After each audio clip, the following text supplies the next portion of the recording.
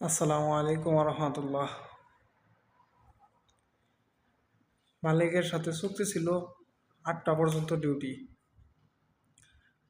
তারপরে কাজ শুরু করার পর সেটা হইল 9টা পর্যন্ত। এই যে এখন বাজে 10টা 33, রাত্রে 10টা 33 বাজে। এখনও ডিউটিতেই, কেবলমাত্র এই যে পর্দা নামাইলাম, এখন আর কি লক টক করে বেরোমো। এই হইল অবস্থা।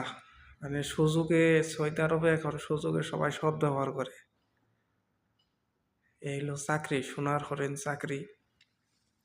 আমি দেখাইতেছি, বাইরে একটা সুপার মার্কেট আছে, মার্কেট বন্ধ হয়ে গেছে, কিন্তু আমার ডিউটি এখনো শেষ হয়নি, আমার অফিস বন্ধ হয়নি। এই যে মার্কেট, এটা সুপার মার্কেট বন্ধ হয়ে গেছে, কিন্তু আমার ডিউটি বন্ধ হয়নি।